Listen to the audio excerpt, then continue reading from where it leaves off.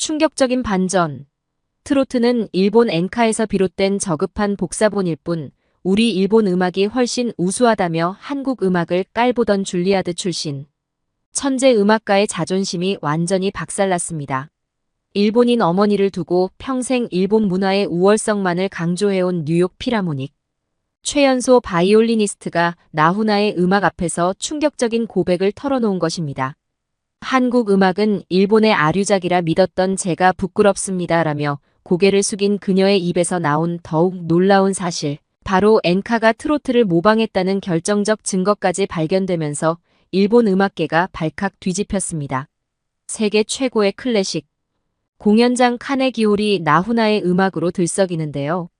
한국 음악을 무시하며 일본 문화의 우수성을 자랑하던 그녀는 대체 무엇을 발견한 걸까요? 안녕하세요. 뉴욕 필하모닉 오케스트라에서 바이올리니스트로 활동하고 있는 레이첼 타나카예요. 미국인 아버지와 일본인 어머니 사이에서 태어났어요. 오늘 이 사연을 보내게 된 건 나훈아 선생님의 노래가 제 인생을 완전히 바꾸어 놓았기 때문이에요.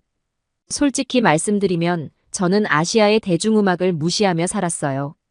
특히 한국의 트로트는 듣기만 해도 촌스럽고 시대에 뒤떨어진 장르라고 생각했거든요. 전 줄리아드 음대를 수석으로 졸업한 엘리트 음악가였고 25살의 젊은 나이에 뉴욕 필하모닉 오케스트라의 막내 바이올리니스트가 되었어요. 베토벤, 모차르트, 바흐와 같은 클래식 음악만이 최고의 예술이라 믿었고 그 외의 음악은 관심조차 두지 않았어요. 일본 음악도 예외는 아니었지만 엔카만큼은 어릴 때부터 외할머니가 자주 들려주셔서 조금은 친숙했어요. 엔카는 일본의 전통적인 정서가 담긴 음악이라고 생각했고 그나마 아시아 음악 중에서는 들을 만하다고 여겼죠. 하지만 한국의 트로트는 엔카를 모방한 수준 낮은 음악이라고 단정지었어요. 한 번도 제대로 들어보지 않았으면서 말이에요. 심지어 얼마 전까지만 해도 한국에서 온 동료가 트로트 노래를 흥얼거리는 걸 듣고 비웃었던 적도 있었어요. 어떻게 이런 촌스러운 노래를 들을 수 있냐며 무시했던 게 아직도 부끄럽네요. 지금 생각해보면 제가 얼마나 편견에 사로잡혀 있었는지 모르겠어요. 그날도 평소처럼 연습실에서 바이올린을 연습하고 있었어요. 차이코프스키 바이올린 협주곡을 연습하다가 잠시 쉬면서 유튜브로 음악을 듣고 있었죠. 클래식 음악 영상을 보고 있었는데 그때 자동 재생되는 영상 중에 특이한 노래가 흘러나왔는데 이명웅이라는 가수의 사랑의 역사였어요. 처음에는 일본 엔카와 비슷한 노래라고 생각했는데 묘하게 다른 무언가가 있었어요. 음악가의 직감으로 이 노래에는 특별한 것이 있다고 느꼈어요. 보통은 대중음악을 금방 넘겼을 텐데 이상하게 계속 듣게 되더라고요. 영상의 댓글들을 보던 중 원곡자 나훈아라는 글을 발견했고 그 이름이 왠지 귀에 익어서 외할머니께 전화를 드렸죠. 나훈아라는 가수를 아시는지 여쭈어 보았더니 할머니의 반응이 정말 놀라웠어요. 60년대 후반 일본에서 있었던 비밀스러운 공연 이야기를 들려주시면서 그 목소리는 신이 내린 것이라며 감격스러워 하시더라고요. 우리 할머니가 이렇게 흥분하시는 모습은 처음 봤어요. 할머니도 저처럼 클래식 음악을 사랑하시는 분이었기에 더욱 의아했거든요. 평소엔 조용하고 우아하신 분인데 나훈아 선생님 얘기만 나오면 마치 소녀처럼 들뜨시는 모습이 신기했어요. 호기심에 나훈아 선생님의 다른 노래들을 찾아보기 시작했어요. 무시로 영영, 테스영, 바람 속에 흔들리는 갈대같이 등을 들으면서 제 고정관념이 완전히 깨지는 걸 느꼈어요. 특히 사랑의 역사는 정말 충격적이었어요. 이명웅 씨의 버전도 좋았지만 나훈아 선생님의 원곡을 들었을 때는 온몸에 전율이 흘렀어요. 이건 단순한 엔카와는 전혀 달랐어요. 깊이 있는 음악성과 독특한 창법, 거기에 가사 하나하나에 담긴 의미까지. 클래식을 전공한 제가 봐도 그분의 음악성은 정말 특별했어요. 그동안 제가 얼마나 편협한 시각으로 트로트를 판단했는지 부끄러워졌죠. 전문 음악가로서 그 목소리에 완전히 매료되었고 서양 클래식 음악에서는 찾아볼 수 없는 완전히 새로운 음악적 차원을 발견했거든요. 그날 밤 할머니께 다시 전화를 드렸어요. 나훈아 선생님의 노래에 대해 더 자세히 알고 싶다고 말씀드렸더니 할머니께서는 주말에 집에 오면 나훈아에 대해서 알려주겠다고 하셨어요. 그러고는 비밀스러운 목소리로 오래된 보물 상자를 보여주겠다고 하셨어요.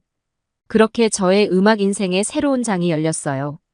제가 미처 알지 못했던 위대한 음악가를 발견한 그날은 제 인생의 가장 특별한 날 중 하나로 기억될 것 같아요.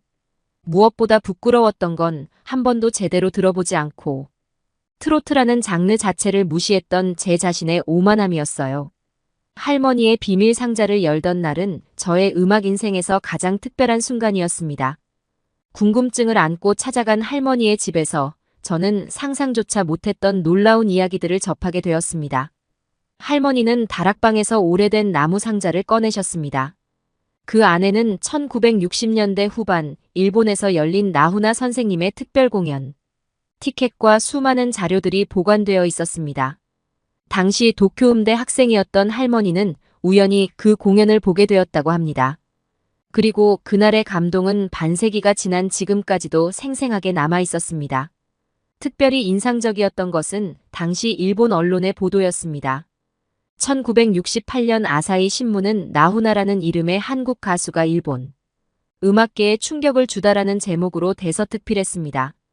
당시 공연에는 일본의 저명한 음악가들과 평론가들이 대거 참석했고 그들은 한결같이 나훈아 선생님의 음악성에 찬사를 보냈습니다. 더욱 놀라웠던 것은 일본의 전설적인 가수들과의 일화였습니다. 미소라 히바리 고바야시 사치코와 같은 일본의 국민 가수들이 나훈아 선생님의 창법을 배우기 위해 한국을 방문했다는 기사도 있었습니다. 특히 미소라 히바리는 나훈아의 창법은 동양의 정서와 서구의 테크닉이 완벽하게 조화를 이룬 경지라고 평가했습니다. 상자 속에서 발견한 음악 전문지들은 더욱 흥미로웠습니다. 일본의 권위 있는 음악 잡지 음악예술은 나훈아 선생님을 특집으로 다루며 그의 음악은 단순한 대중음악의 차원을 넘어 예술의 경지에 도달했다고 평가했습니다. 일본의 유명 작곡가들은 나훈아 선생님의 곡들을 분석하며 새로운 음악적 패러다임을 제시했다고 극찬했습니다. 더욱 자부심을 느끼게 했던 것은 서구 음악계의 반응이었습니다. 1969년 파리 올림피아홀 공연의 포스터와 리뷰들이 상자 속에 고스란히 보관되어 있었습니다. 프랑스 르몽드지는 동양의 파바로티가 파리를 매혹시키다라는 제목의 기사에서 나훈아 선생님의 음악성을 높이 평가했습니다. 특히 서양의 벨칸토 창법과는 전혀 다른 차원의 성악 기법을 선보였다는 평가가 인상적이었습니다. 할머니가 보관하고 있던 LP들도 흥미로웠습니다. 특히 놀라웠던 것은 수많은 일본 음반사들이 천문학적인 계약금을 제시하며 나훈아 선생님을 영입하려 했다는 사실입니다. 그러나 선생님께서는 내 음악의 뿌리는 한국에 있다며 이를 모두 고사하셨다고 합니다. 음악학자들의 분석 자료도 있었습니다. 그들은 나훈아 선생님의 음악이 단순한 트로트가 아닌 한국 전통음악의 식임새와 서양 음악의 테크닉 그리고 독창적인 창법이 결합된 새로운 장르라고 평가했습니다.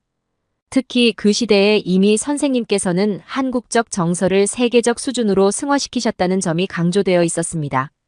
1970년대 초반의 한 일본 음악 전문지는 나훈아는 엔카의 시대를 종식시켰다라고 선언했습니다. 이는 그만큼 선생님의 음악이 혁신적이었다는 것을 의미했습니다. 단순히 인기 있는 가수를 넘어 아시아 음악의 새로운 지평을 여신 것입니다. 가장 감동적이었던 것은 할머니가 간직하고 있던 음악 평론가들의 친필 평가였습니다. 일본의 저명한 음악 평론가 다카하시 테치야는 나훈아의 목소리는 단순한 성대의 울림이 아닌 영혼의 울림이다라고 적었습니다. 서양 클래식 음악만을 최고로 여기던 제게는 충격적인 평가였습니다.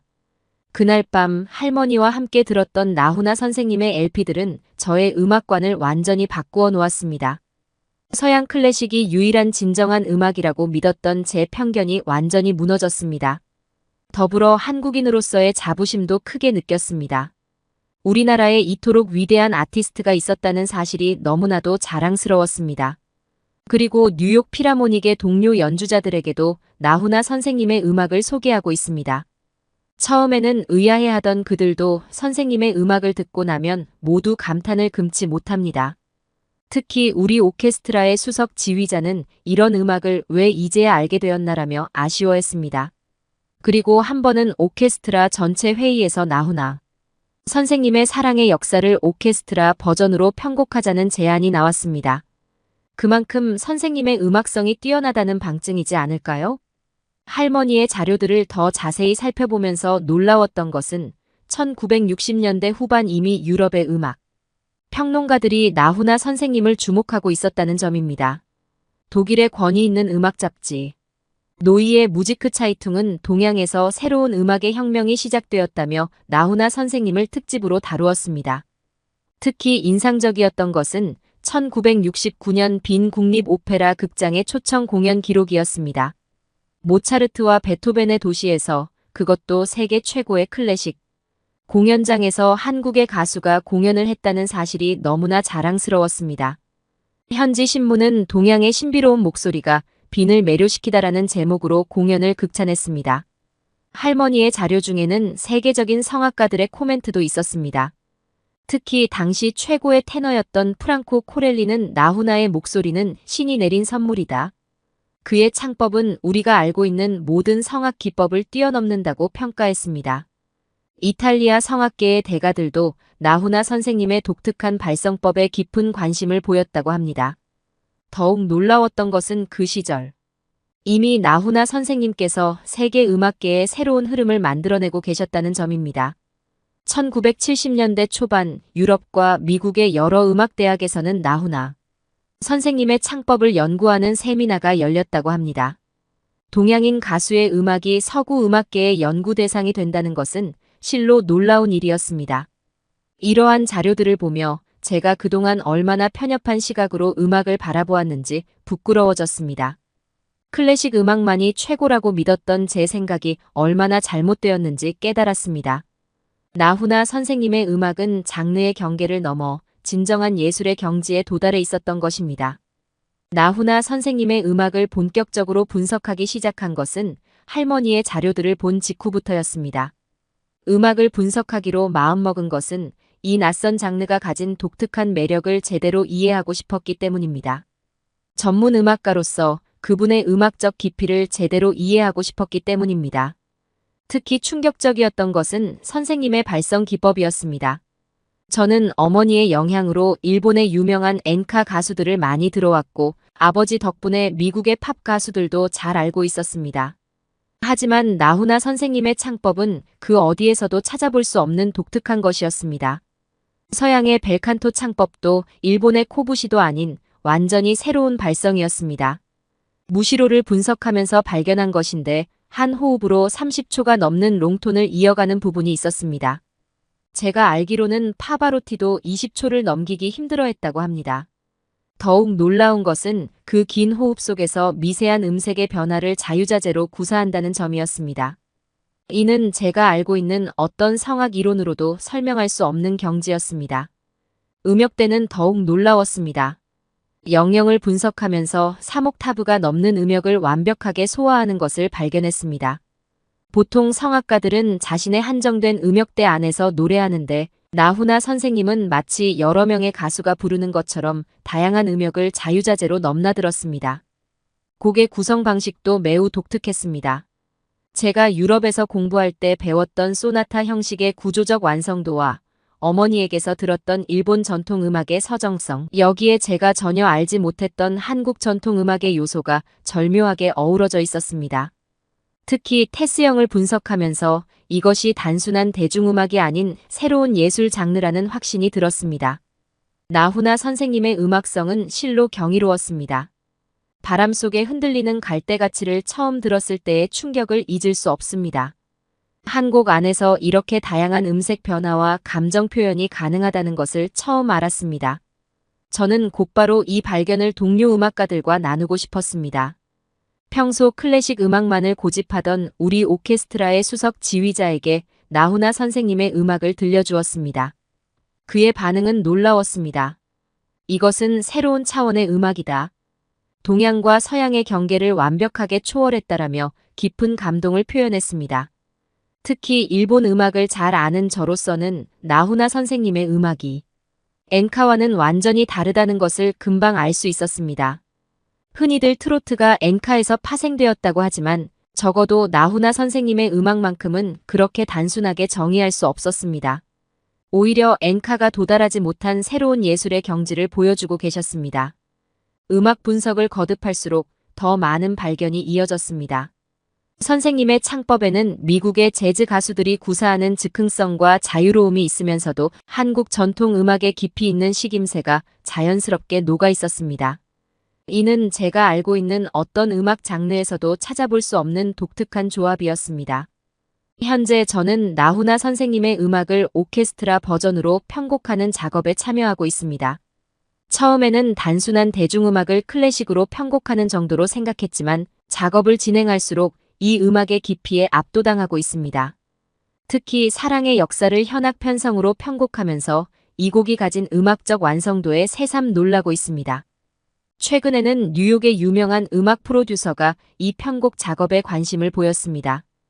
그는 이것은 단순한 편곡이 아닌 동서양 음악의 새로운 만남이 될 것이라며 프로젝트 참여 의사를 밝혔습니다. 한국의 음악이 이렇게 세계 음악계의 주목을 받는다는 사실이 놀랍고 기쁩니다. 음악가로서 가장 큰 깨달음은 진정한 예술에는 국경도 장르의 경계도 없다는 것입니다. 제가 그동안 클래식 음악만을 고집하며 얼마나 편협한 시각을 가지고 있었는지 부끄러워집니다. 나훈아 선생님의 음악은 제게 새로운 음악적 지평을 열어주었고 예술의 진정한 의미를 다시 생각하게 해주었습니다. 나훈아 선생님의 음악에 매료된 후 저는 트로트라는 장르 자체에 대한 깊은 호기심이 생겼습니다. 특히 일본인 어머니를 둔 저로서는 엔카와 트로트의 관계가 매우 궁금했습니다. 지금까지 많은 사람들이 트로트가 엔카에서 파생되었다고 생각해왔지만 제가 연구를 진행할수록 이는 잘못된 편견이라는 것을 알게 되었습니다. 우선 두 음악의 리듬 구조부터 달랐습니다. 한국의 전통 음악이 3박자에 기반을 두고 있다는 점에서 트로트의 쿵짝짝 리듬은 매우 자연스러운 발전이었습니다. 반면 일본 전통 음악의 아박자 특성을 반영한 엔카는 쿵짝쿵짝 리듬을 기본으로 합니다. 전문 음악가의 귀로 들어도 이 차이는 매우 뚜렷했습니다. 더 흥미로운 것은 두 음악의 역사적 기원이었습니다. 독일 음악가 프란츠 에케르트가 한국과 일본 모두의 서양 음악을 전수해 주었다는 사실을 알게 되었습니다. 당시 유행하던 폭스트로트의 영향을 받았지만 각국은 자신들의 전통 음악을 접목시켜 독자적인 발전을 이뤄냈습니다. 가장 놀라웠던 발견은 엔카의 아버지로 불리는 고가 마사오의 고백이었습니다. 그가 한국에서 보낸 어린 시절에 들었던 경기민요가 엔카 작곡의 근간이 되었다는 것입니다. 특히 그의 대표작 술은 눈물인가. 한수민가가 한국 음악가 전술인의 고요한 장안과 유사하다는 점은 매우 시사적이었습니다. 나훈아 선생님의 음악을 깊이 연구하면서 저는 트로트가 가진 독창성을 더욱 분명히 알 수 있었습니다. 선생님의 창법에는 한국 전통 음악의 식임새가 깊이 배어 있었고 이는 엔카에서는 찾아볼 수 없는 특징이었습니다. 특히 무시로나 사랑의 역사 같은 곡들은 한국 고유의 정서와 음악적 특성이 완벽하게 조화를 이룬 걸작이었습니다. 음악가로서 제가 주목한 것은 창법의 차이였습니다. 엔카는 비교적 단조로운 선율 진행을 보이는 반면 트로트, 특히 나훈아 선생님의 음악에서는 매우 다채로운 성음의 변화를 발견할 수 있었습니다. 이는 한국 전통 음악의 특징인 식임새와 깊은 연관이 있었습니다. 연구를 진행하면서 제가 내린 결론은 명확했습니다. 트로트는 결코 엔카의 아류가 아닌 독자적인 발전 과정을 거친 한국의 고유한 음악 장르라는 것입니다. 오히려 엔카가 한국 음악의 영향을 받아 발전했다는 증거들이 더 많이 발견되었습니다. 이러한 발견은 제게 큰 충격이었습니다. 일본인 어머니를 두었기에 저는 늘 일본 음악에 대한 자부심이 있었습니다. 하지만 이번 연구를 통해 제가 얼마나 편향된 시각을 가지고 있었는지 깨닫게 되었습니다. 특히 나훈아 선생님의 음악은 트로트의 정수를 보여주는 완벽한 예시였습니다. 선생님의 창법과 음악성은 한국 전통 음악의 특징을 현대적으로 재해석하면서도 독창적인 예술성을 구현해냈습니다. 이는 단순한 대중음악을 넘어 한 나라의 문화적 정체성을 완벽하게 표현한 예술이었습니다. 이제 저는 자신있게 말할 수 있습니다. 트로트는 결코 엔카의 모방이 아닌 독자적인 한국의 음악 장르라는 것을. 그리고 나훈아 선생님은 이 장르를 최고의 예술적 경지로 끌어올린 위대한 음악가라는 것을 말입니다. 이러한 연구 결과는 저의 동료 음악가들에게도 신선한 충격을 주었습니다. 특히 일본에서 활동하는 음악평론가 친구는 지금까지 우리가 얼마나 잘못된 선입견을 가지고 있었는지 알게 되었다며 깊은 감명을 받았습니다. 더불어 트로트와 엔카의 정서적 차이도 발견했습니다. 엔카가 주로 개인의 애수와 그리움을 표현한다면 트로트는 더 폭넓은 감정의 스펙트럼을 다룹니다. 특히 나훈아 선생님의 울긴 왜 울어, 홍시, 테스형 등의 곡들은 단순한 애상을 넘어 인생에 깊이 있는 철학까지 담아내고 있었습니다. 가사의 내용도 매우 달랐습니다. 초기 트로트에는 민족의식과 항일 정서가 깊이 배어 있었고 이후에도 서민들의 삶과 현실을 진솔하게 담아냈습니다. 반면 엔카는 주로 개인적인 사랑 이야기에 초점을 맞추는 경향이 있었습니다. 음악적 완성도 면에서도 트로트만의 독특한 특징이 있었습니다. 특히 나훈아 선생님의 곡들은 전통 음악의 요소를 현대적으로 재해석하면서도 서양 음악의 화성 진행을 자연스럽게 녹여냈습니다. 이는 단순한 대중음악을 넘어선 예술적 성취였습니다. 제가 수집한 자료들은 현재 뉴욕의 한 음악 전문 출판사에서 관심을 보이고 있습니다. 동아시아 대중음악의 새로운 해석이라는 제목으로 책을 출간하자는 제안을 받았고 이를 통해 트로트의 진정한 가치를 세계에 알릴 수 있게 되어 기쁩니다. 이제는 확신할 수 있습니다. 트로트는 분명 독자적인 한국의 음악 장르이며 오히려 엔카에 영향을 준 원류라는 것을. 그리고 나훈아 선생님은 이 장르를 세계적인 수준의 예술로 승화시킨 위대한 음악가라는 것을 말입니다. 음악가로서 또 한 사람의 예술가로서 이러한 발견은 제게 큰 깨달음을 주었습니다. 진정한 예술에는 국경이 없지만 그 안에는 분명한 정체성과 뿌리가 있다는 것을. 그리고 그 뿌리를 지키면서도 세계적인 예술로 승화시키는 것이야말로 진정한 예술가의 자세라는 것을 깨닫게 되었습니다. 그리고 저는 한 가지 결심을 하게 되었습니다. 반드시 나훈아 선생님의 공연을 직접 보고 싶었습니다. 마침 2019년 10월 서울 올림픽공원 체조경기장에서 나훈아 청춘 어게인 콘서트가 열린다는 소식을 접했습니다. 티켓 예매는 쉽지 않았습니다. 한국의 지인에게 부탁하여 겨우 표를 구할 수 있었고 할머니와 함께 생애 처음으로 한국행 비행기에 올랐습니다. 전문 음악가로서 수많은 공연을 보아왔지만 이렇게 설렘과 기대감에 가득 찬 적은 처음이었습니다. 공연장에 도착했을 때부터 분위기는 압도적이었습니다. 1만 5천 명의 관객들로 가득 찬 체조 경기장은 마치 클래식 공연장처럼 경건한 긴장감이 감돌았습니다. 놀라웠던 것은 관객층이었습니다. 어르신들부터 젊은 층까지 마치 전 세대를 아우르는 종합예술제와 같았습니다. 드디어 나훈아 선생님이 무대에 등장하시자 순간 공연장이 숨을 멈췄습니다. 그리고 첫 곡이 시작되었습니다. 지금까지 음반으로만 들어왔던 그 목소리가 실제로 귓가에 울리는 순간 저는 전율을 느꼈습니다. CD나 음원에서는 결코 느낄 수 없었던 생생한 감동이었습니다. 특히 사랑의 역사를 부르실 때는 눈물이 왈칵 쏟아질 뺐습니다. 그동안 음악가로서 분석하고 연구했던 모든 것들이 무색해질 만큼 감정이 온전히 전달되는 순간이었습니다. 옆자리에 계시던 할머니도 눈시울을 붉히셨습니다.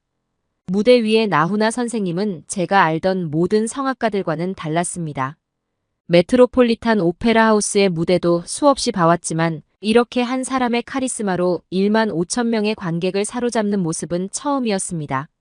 그것은 단순한 가수의 무대가 아닌 한 시대를 대표하는 예술가의 경지였습니다. 놀라웠던 것은 음색의 변화였습니다. 한 곡 안에서 때로는 부드럽게, 때로는 강렬하게, 때로는 처절하게 변화하는 목소리는 마치 오케스트라의 다양한 악기들처럼 풍부했습니다. 제가 그동안 연구했던 그 특별한 창법이 실제로 구현되는 순간이었습니다. 테스형을 부르실 때는 공연장 전체가 하나가 되었습니다. 수많은 관객들이 일제히 일어나 함께 노래하는 모습은 마치 거대한 합창단 같았습니다. 그제서야 깨달았습니다. 이것이 진정한 대중음악이구나. 음악이 어떻게 사람들의 마음을 하나로 만들 수 있는지를. 특히 감동적이었던 것은 영영이었습니다. 할머니가 제 손을 꼭 잡으시더니 이 노래를 듣고 있으면 모든 국경과 문화의 벽이 무너지는 것 같다고 말씀하셨습니다. 음악으로 이런 감동을 전할 수 있다는 것, 그것이야말로 진정한 예술가의 힘이라는 걸 깨달았습니다. 3시간의 공연이 어떻게 지나갔는지 모르겠습니다.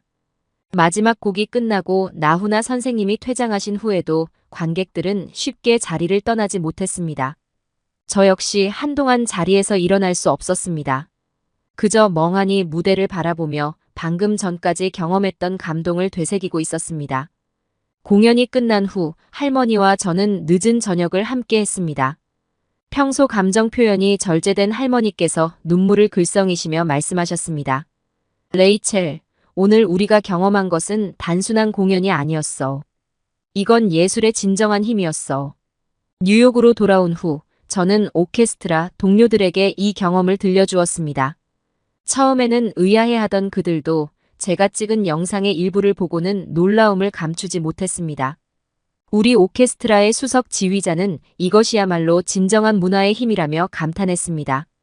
현재 저는 나훈아 선생님의 사랑의 역사를 바이올린 독주곡으로 편곡하는 작업을 진행하고 있습니다. 이것은 단순한 편곡이 아닌 제가 경험한 그 감동을 클래식의 언어로 다시 표현하는 작업입니다.